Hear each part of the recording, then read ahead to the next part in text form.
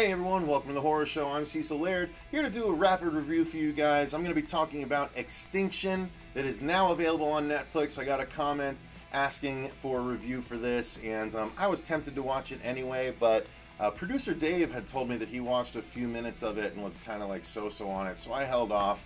But I decided to finally sit down and give it a go, and I will say this was an interesting movie.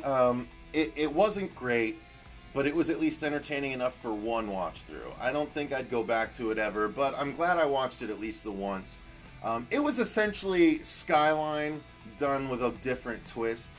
The start was the very same, except for the fact that Michael Pena, who plays the main character, along with his wife, played by Lizzie Kaplan, and the daughter, played by Amelia Crouch, they play the core family, and Michael Pena is having issues because he is having these dreams and daydreams of these instances where he's fighting and things like that, and weird stuff's going on, and he thinks they're a premonition, and but there's something off about him, and his wife can sense it, and she's trying to ask him to go see someone about it, and he finally schedules an appointment to go see someone. When he does, he talks to this other guy who's like, "You're not crazy, you know. I hear it too. I just can't. Or I see those things too. I just can't deal with it anymore."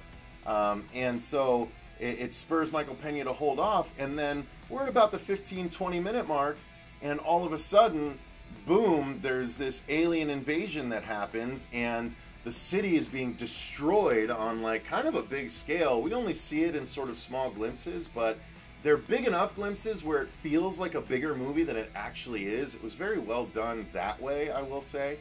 And then we see these machines, again, almost exactly like Skyline, going up and down the sides of skyscrapers, including the one that Michael Pena and his family are in. And if they see you in their light, they don't like turn into zombies and make you go towards them, but instead, if they see you, they just mow you down with like this rapid fire laser sort of mechanic. Gizmo. And so it's tense. They're hiding from them. They're staying out of the light, staying out of view, and they have to try and escape while this whole city is being destroyed. And it's kind of interesting. And so I was like on board. I'm like, okay, cool. So this is what they're doing. They gotta escape, and and then we see the aliens are actually down in ground forces, and they're humanoid aliens, same amount of fingers and everything. And I'm like, uh-oh. And so I saw sort of a twist coming, and fair warning, this might be kind of some spoiler stuff, it might not, I don't know. There is a turn in the movie about halfway through when you realize something, or it might be the third act turn actually. But nonetheless, there is an interesting twist, so I'll save that for the end. But as it is, it's an interesting story. You follow them as they're trying to escape these aliens. And at one point, Michael Pena like fights one, and then you see what's underneath sort of their exoskeleton suit thing, and the movie adds a layer of depth that you're like, oh, really? Okay. So I will say that twist is worthy enough of making you watch the film again at least one time. It's not going to make you wait a super long time before the action starts happening, so that's good. The problem is, I feel like, so overall the movie was kind of enjoyable, but it only at like a C status. The story itself, I just went through, it's entertaining enough, but it's not super deep. There's not a lot of character revelations, there's not a lot of stuff like that. There's just a big twist, and they rely on that to sort of make the movie. And while it does make it, at least a passable movie, it doesn't make for a super interesting movie. The characters needed to be deeper for that. Piggybacking on that, the acting was okay, passable. There's only so much you can do when you're reacting to a lot of CG lasers and stuff like that.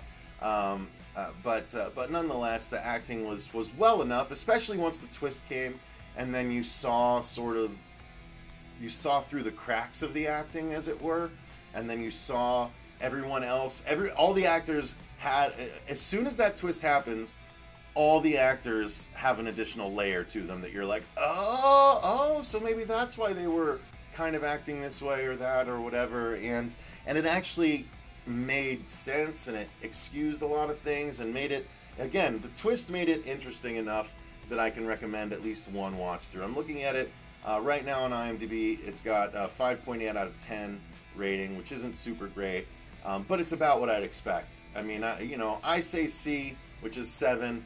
They say 5.8, which is D, about a 6. So I think it's not far off. We're not far off from each other. It is, all in all, kind of underwhelming by the end. It just becomes sort of a can they escape situation. But again, the twist does deepen it, but not enough to make it like super like, you guys gotta rush out and watch this. I'm like, if you're fishing through Netflix and it's late at night, you can't find anything else, go ahead and throw it on. You're not gonna lose. It's an hour and 36 minutes. You're not gonna lose more than that out of your life. And by the end, you'll be like, here's the thing. Here's what you get out of this movie. What I got out of it is Dave only watched the first 15 minutes or so, then he cut it off. I got to tell him what the twist was, and he was like, oh, that's cool. That's what you're going to get out of this movie. When you tell people the twist, you tell people, are you ever going to watch it? And if they say, no, I don't care, tell me. You tell them the twist. That twist is actually enough, I think, to get people to go back and watch the movie. So that, I'll say that much for it at least. Got to give credit where credit's due, and that is a credit to the movie. So, yeah, I think that's going to do it. I mean, oh, no, let me touch on the effects.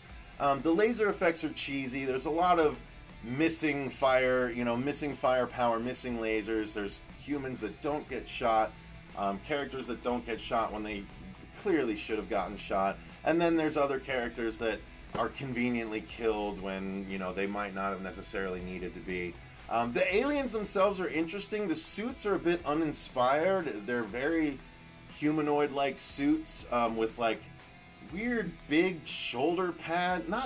They don't have shoulder pads, but like some of them had like these clear pustule-like things on the armor all over. I don't know what the purpose was, but it looked odd. It looked like there were sores on all of the aliens. So, whatever. I don't really get it, but I didn't really need to get it by the end either. So, but yeah, all in all, that's going to do it, I think, for my thoughts on Extinction. If I had to give it a rating, like I said, I'd give it a C.